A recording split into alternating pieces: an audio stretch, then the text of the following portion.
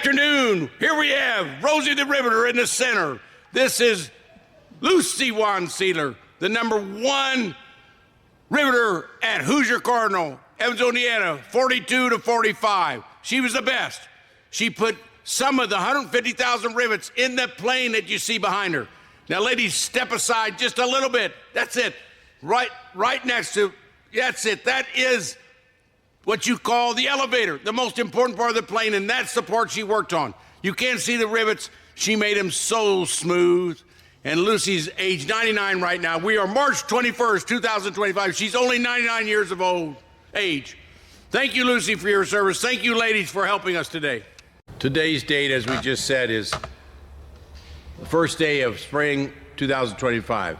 Lucy Wahnsiedler, what's your maiden name, Lucy? Kester. Lucy Kester Wahnsiedler. And where did you come from? What city? Ridgeway, Illinois. Ridgeway, Illinois. And she worked on this plane behind us, and that's how we got a lot of influx into Evansville during World War II. People would come. She came, stay with her relative, and then she worked late high school age, about 18 to 22 or something. Yeah. And then she came from Ridgeway, Illinois, which is Gallatin County, I believe, and she came over here. Some of her family's over there. So a lot of influx happened to Evansville from the tri-state area. That's close to 50 miles away, yes. And a lot of people came from longer distance than that and set up home here in Evansville. So it changed Evansville a lot. Now I'm getting a view of this plane. This is what we call P-47 plane. You see, we're looking at the empennage right now, and the tail is called also the elevator. And then you see the front of the plane with the bubble top and the propellers. But Lucy only worked on the back of the plane. She always would tell me she worked on the elevator. So that's where you see the state of Indiana, blue, and then the flag on the back, and you see the serial number 490368. So she was a riveter. There were many women in World War II that were riveters. And Lucy's going to tell us a little bit about her training as a riveter. How'd they train you, Lucy? I don't know, but I remember going to a school to learn how to do it. Yeah, there was a place called right behind North High School, in 1938 opened, and it trained people how to make things.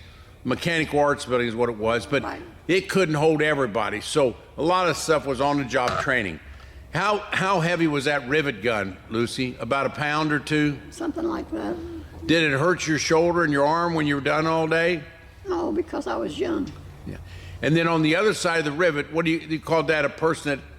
Bucker. A bucker was on the other side, yeah. That held the rivet so it didn't go too far. Yeah.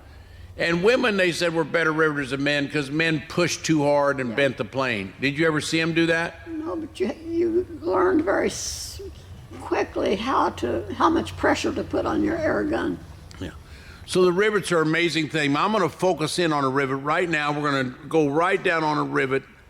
And you see these rivets. Hitler wanted to know what we were doing with these rivets, but there's the rivets on this plane right above on the elevator there, right above there's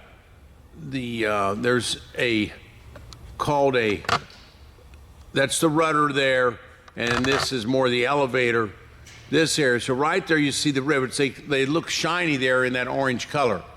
So she would have the right feel, and after a while it was art, pushing a rivet and had somebody on the other side giving some force. Yeah. Now Hitler thought this was amazing art. This allowed the plane to be more aerodynamic, and the smoother your rivets were, the less air resistance, and so the plane would go faster. This plane could go up to 100 or 430 miles an hour, but it was one of the #1 planes in World War II. In Evansville, we made 6,200. What year did you start, in 1943 or 44, or do you remember about? Something like that. So, and you worked 8 hours a day or 12 hours a day? I can't remember. Did you work Saturday and Sunday? Sometimes. Yeah. And did they feed you at this place she worked at was Hoosier Cardinal. Now Hoosier Cardinal, up here, I'm going to show you the bubble top. I'm hosing in on bubble top. They also made plastic there. Hoosier Cardinal, right there's a bubble top. That changed from a bird cage to a bubble top about 1943. And most things were bubble top. That bubble top was made here in Evansville at Hoosier Cardinal in another part of the plant. And the inventor of that was Thomas Martin, and he's one of the fathers of plastics. He brought injection molding over here, and this is one of the first things they used, a real hard plastic. And that bubble top up there, it was on the other side of the plant where Lucy worked at Hoosier Cardinal. Hoosier Cardinal was a big industry in Evansville, really gave a lot of jobs to people. Now, how many people you think were in that plant? 500 or something, or you really didn't know? I have no idea. And how would you get there? Would you walk or take a bus or get a car? Bus. A bus from where? From 221 Mary Street to, I think it was Louisiana, I don't know. And you take it at, say, 8 in the morning and come back at 4 in the afternoon? I worked second shift. I took it from 7 to 11. So 7 to 11. Okay, second shift. So you weren't scared of getting jumped or harmed or anything? You were young, and a lot of people were out at night because you're on second and third shifts. But where I lived at my aunt's house, she told me somebody followed me home off the bus one time. Yeah, yeah. So and then you'd sleep, and your aunt was your mother's sister or father's sister? My dad's sister. Dad's sister. So her name was my mother's sister. So her name is Kester, and you are Newman. Newman. Okay, because she got married. She had a different last name, not. So tell me what you thought about. What did you think about the freedom of the United States? You've got kids, grandkids, great grandkids, and you have a lot of good kids. You got 6 kids or 7? 7. 7 kids. Okay, they're all very successful. I know most of them, but. What do you think about your kids and your grandkids about the freedom of the United States and the freedom that you help provide, your husband helped provide us in the United States? They do a lot of things that we wouldn't do. Yeah. So, but your generation is called the greatest generation. Do you believe it is the greatest generation? Do you understand why they say that? Sure. I thought it was. Because of your work ethic? Yeah. And you have a sister-in-law lives next door to you named Dorothy, and she worked at the LST plant and helped for bringing employees in.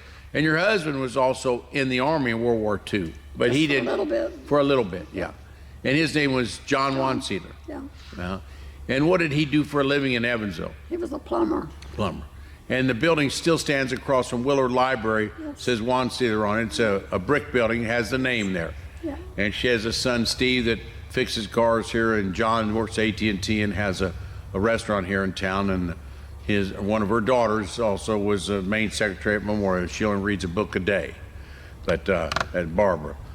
But in regards to your family that was from Ridgeway, Illinois, and all the Wahnsiedlers you've got to know, they like old things. They like old cars. They work on old cars. Your husband did. Your sons do. That mechanical get the job done was probably not just them. It was a lot of people during World War II. Can you say anything about how your husband would just get the job done? What are you talking about? Your husband, John, and your son, John, your son, Steve, they get the job done. Can you tell me what is in their quality that allows them to get the job done? Well, I don't know. Yeah.